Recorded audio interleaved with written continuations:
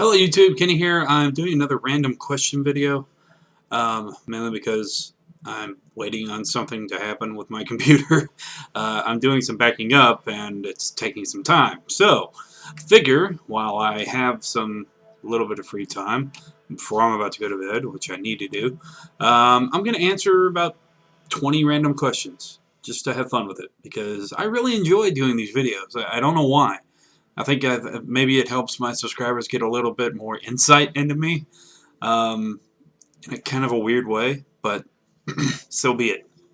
So I'm looking at a list of 800 questions. I'm just kind of scrolling through them and, looking at them and just answering from there. So this is going to be off the top of my head. You'll have to excuse the headphones. I'm currently waiting to hear because my speakers are not hooked up because apparently there's old wiring in my apartment. A socket blew, which is scary to be honest. But with that socket blown, I've had to run a power cord from another side of the room, and it's only got 2 slots, so I can only power my computer and power my monitor right now. So these are my speakers. So with that said, let's see. Could you ever be a living organ donor? I could. Actually, I am an organ donor on my driver's license, so whenever I am to pass on, under whatever circumstances, um, people are more than welcome to my, organs, fleshy parts type thing. But as for being a living organ donor, if it came down to it, and somebody needed a kidney, or a piece of my liver, or, I don't know, something in that general area, uh, I mean, yes, it's something to be very hesitant about, but I think when it came down to it, and it was somebody I really cared for, I'd do it. I couldn't do it for a random stranger, unfortunately, because what hits in my mind is that, for example, if it was like liver, piece of my liver or something, or a kidney, I would want to know why they need it replaced. If it's because of a lifelong effect of binge drinking, then I would be afraid that they would do it again, because I know that stuff can get a hold of people, and it is pretty much impossible to stop for some folks. So again, that's one reason why I couldn't do it for a stranger, because it is such an essential part of me, of my being, that I can't take the risk of it being thrown away to something like that. So, but again, it would just depend on who it was, how much I care about them for the most part. If given the option of having a flake in your ice cream, do you always take it? A flake? I guess. Yeah, I'm gonna skip that one. I am honestly not sure what that means. What's been your worst date ever? Worst date ever? The only one that comes to mind is a first date I had with a girl that I had chatted with online. Met her on a dating site. We met locally down in Houston. We met at an IHOP, and this girl was so full of herself. And I just remember we talked for about maybe an hour, and then I ended up saying I had to go to work. It was that bad. It was that bad that I had to leave. I did actually have to go to work an hour later, but just so full of herself. Just comments of, my life is this, my life is that. If you're with me, all this and that. I'm like, we're just talking here. I mean, sure, we've chatted a few times, but it's not like anything automatic. So I don't technically think it counts as a date. It's more of a meeting, but that'll be the answer to my question. Somebody that's too full of themselves. That's a big turnoff for me. Are you scared of the dark? I am not. I used to be. When I was a kid, I was scared of the dark, and mainly due to it's gonna sound really bad, but ghosts. I've always been a long time believer in ghosts and the supernatural, and when I was a kid, I used to watch the show Unsolved Mysteries, and they had a special one time about ghosts, and there was a scene I remember very vividly of this lady in this dark room. The door creaks open, some light comes in, and you just see this ghostly hand on the doorknob as it's opening, and you see it disappear. Gives me chills every time I think about it, even to this day. And so that's why I was so afraid of it for a long time. I think I was afraid of the dark until I was about 13, 14 years old. But then, you know, you eventually grow up, get big and strong, and not really worry about it. So, yeah, there you go. If you had a year off, what would you want to do? Well, gaming, for one. I'd want to catch up on some stuff. Take some vacation time, get away, go see family, friends. Go visit Georgia, see some of my old friends in Georgia. That'd be cool. Go to New York, if I had the money. Go do some stuff. See the Statue of Liberty for one. I really want to see the Lincoln Memorial in D.C. So yeah, that would be some stuff I would do. Have you ever been horse riding? I have. Actually, I've ridden a couple of horses. My family, when I was younger, had a ranch. I remember riding horses there, and I rode a horse when I was 12 or 13, I think. Yeah, something like that. A family member had a ranch, and I rode one. So there you go. If you and a friend both wanted the same thing, would you let the friend get it first? Oh yeah, always. I am very, what's the word? I can't think of the word, but yeah, I give to others before I give to myself, for the most part.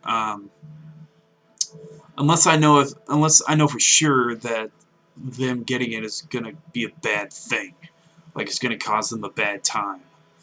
And then I tend to say like, no, you know what, I'm going to take this. You take that or whatever. But yeah, most of the time I'm very giving of other people. I wish I could think of the word to say, but yeah. Are you ticklish?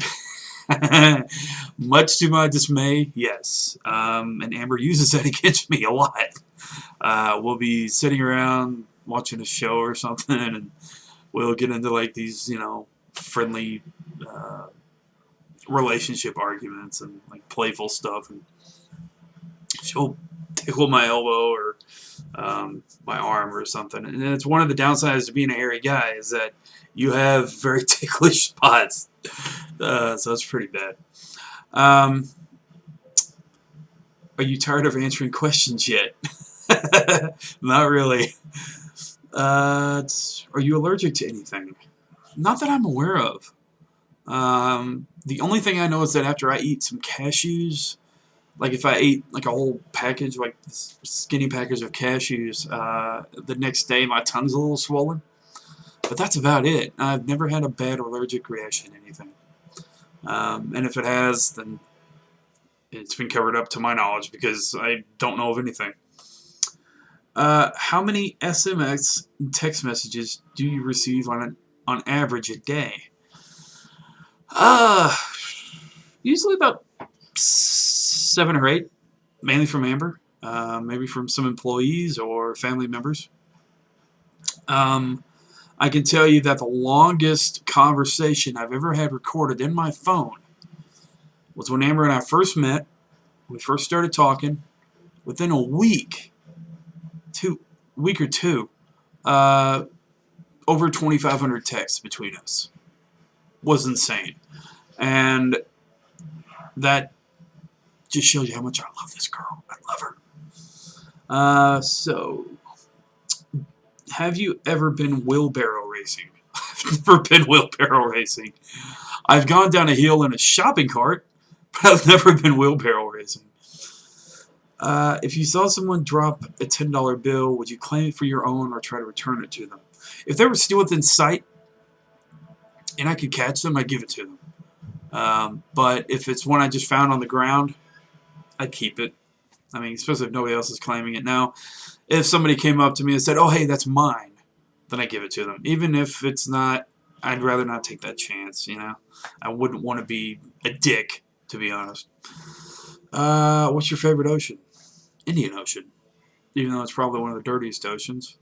I like the Indian Ocean because I like the way the land is settled around it. It's like a big sea. And so it's a sea within an ocean. Pretty cool. Let's see. Do you often have a tune in your head you can't name? Yeah, actually. For a couple of years, I had the there it is again. I can't think of the name. Oh, the Batman Beyond theme, and it's like this dance track kind of rave rhythm, and I couldn't think of it. But then I watched Batman Beyond some time ago, and I was like, "That's it. That's that sound I've been hearing." So, yeah, that would be it. If you were comfortably rich, would you work hard for more or rest on your laurels? I would. Both. There would be days when I would rest. There would be days when I would work hard. And I've often thought about being rich. How would I handle it? I think what I would do is find a house that's comfortable, not something overly compensating. I wouldn't need like a 32-room mansion because honestly, to me, if you've got the money to be nestled away, it's kind of stupid. I've always been a man of minimal needs, aside from gaming and electronics. But I've never needed extravagant stuff like extravagant furniture, uh, clothes, just whatever I'm comfortable in, you know? So, like, for example, if I had like $2 million, um, I'd take a little bit of it, buy a decent house that Amber and I can move into in the future. Continue living in my own apartment to continue in my lease, and then nestle the rest away. Well, probably get some to some family, but nestle the rest away and probably invest it, have it build up a little bit, and take about 100,000 and start a business. I've wanted to start a business for a while now, for a few years actually, but I figure that's going to be later on in life when I do that. So. And that and probably get a degree in English. I've always liked English and literature. And one of my small dreams is to hopefully one day teach at least for a couple of years. That way I can say I did it. So, yeah, part of my plan. If you were the ruler of your own country, what would you call it? My own country. Kindoria. Kindoria. Yeah, stick with that. Land of Kindoria. I claim this for Kindoria. Have you ever heard any outstanding rumors about yourself? Yeah, actually, back in high school, there was this big rumor going around that I knew how to, how do I want to say this? Mac on girls. That I was the premier playboy with girls. And I'm just this lone nerd that has his own little group of friends that could barely talk to a girl. I have no idea where the rumors stemmed from. I to this day can never figure it out. And with that said, there was one point to where there was this one girl I was chasing, and I talked to her. Apparently, I just talked to her. Was friendly. It was myself, and it seemed to really hit pretty cool with my friends. And so maybe that's where it came from. I don't know. I mean, maybe they were just trying to help me out, being good wingmen and spreading these rumors about how Kenny's a smooth talker and all this and that, when I'm really not. I am a horrible playboy, as it were. I could never do it. I'm just a one-woman type of guy and could never be with anybody unless there was something deep there. So I'll just put that to rest right now. Are you good at egg and spoon races? Egg and spoon races, how random. Yeah, I did one back in middle school. I don't remember if I won or not. I just remember thinking how good scrambled eggs would be at that moment. Yeah, so. Have you ever been in or had a food fight? No, I never have been in a food fight, now that I think about it. I mean, fairly sure I was at a younger age. Maybe when I was throwing food around, I didn't want to eat. But, yeah, no. Are you the sort to step in and try to break up a fight? Oh, yeah. Yeah. Especially if it's with a friend or family, because I don't fight myself. I hate to fight, but if I had to, I would step in and back somebody up. With that said, now breaking up the fight, yeah, especially again with friends or neighbors, and depending on what it's over. So yeah, I would. Uh, have you ever starred in an amateur or professional video? Yeah, I'm in one right now, actually. Been in over, I think this makes my 340th upload to YouTube. Yeah. Are you... No. Have you ever been in a fight? I've been in a couple of fights, actually. One won, and the other one was interrupted. I got into a fight back in high school with some punk kid picking on some girl. I happened to be walking by, and I forget who it was. But they, like, were calling her fat and all this and that. And it was just this one guy. It wasn't like a group of guys. It was this one guy. I think his name was Chris. I can't remember. But, no, I was just going to, I think it was third period, and this guy was... had this girl up against the wall and making fun of her, laughing at her, all this and that. She was crying. And I'm just like, what's going on? And so I came over to talk to this guy, kind of pushed him away, and he was like, you know, what's your problem, all this and that. And we got into a scuffle for like 2 to 3 minutes, and it was after that. I mean, there wasn't no black eyes or anything, but it was, yeah, it was one of those moments in high school. So, it was middle school. High school or middle school. I was in school. I remember that much. Let's do one last one. Have you ever made someone cry? Yes, I have. I've broken, personally, I've broken a couple of hearts. It's not my proudest moments, but people have cried. I don't know. Personally, I don't think you can go through life without making at least one person cry, either for good or bad. I think it's just unfortunately part of the human condition that we are vulnerable to the people that we are either in love with or look up to and admire. And there will be moments to where that will be tested, and you're going to want to let it out emotionally. So, yeah, it's just a part of life. So there you go. That's my last question. Thanks for watching. Be sure to like, subscribe, comment, and y'all have a great night. See ya.